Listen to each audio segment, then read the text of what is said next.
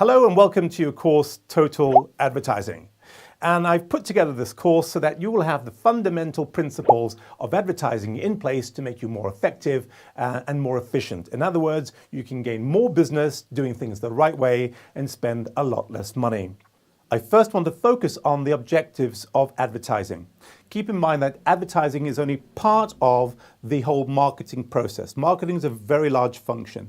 Advertising is a very important aspect of marketing.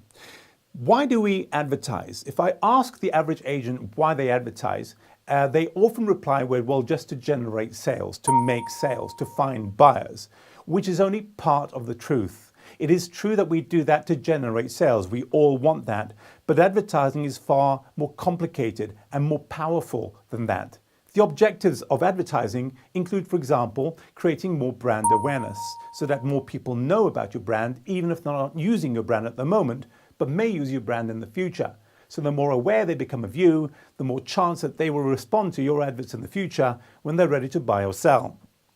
The second reason is to create a degree of separation.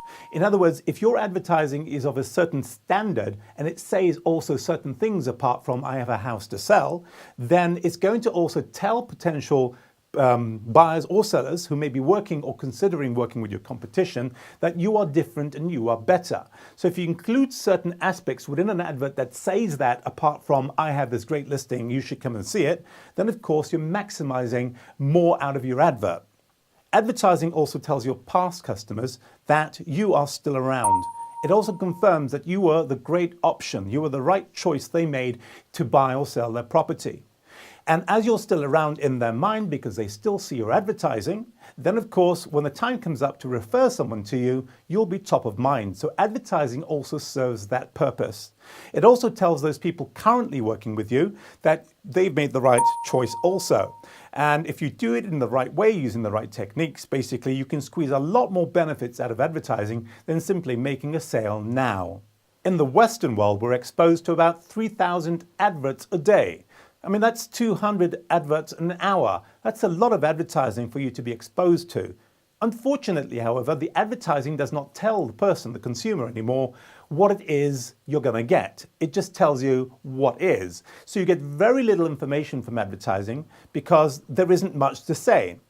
Most people don't trust adverts, in fact. 85% of consumers across the European Union, and it's probably very similar in the United States, do not trust adverts. They don't trust what the brand says about themselves.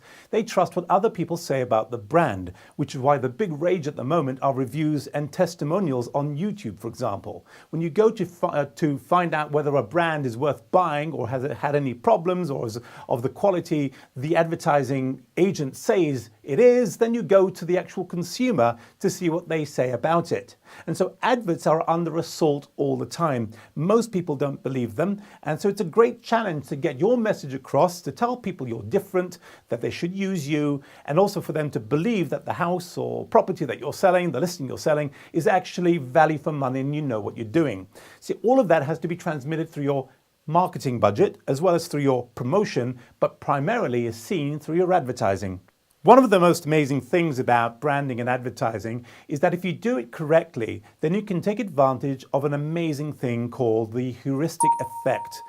The heuristic effect basically is how the lazy mind takes shortcuts to make conclusions which are often based upon nothing but recurrence.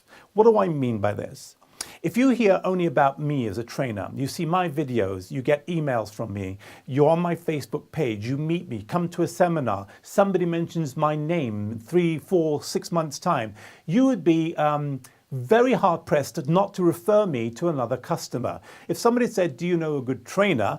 If I'm the one who's top of mind, you're going to say, I'm a good trainer.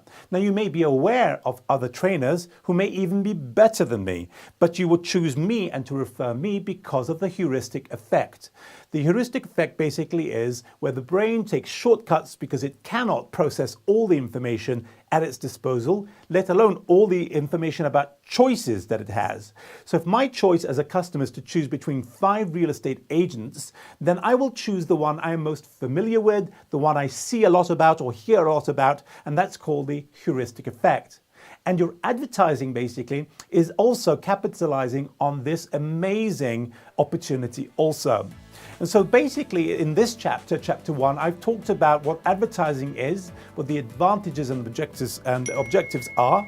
Now your job before moving on to the next chapter is to see how all of this fits in with your current advertising.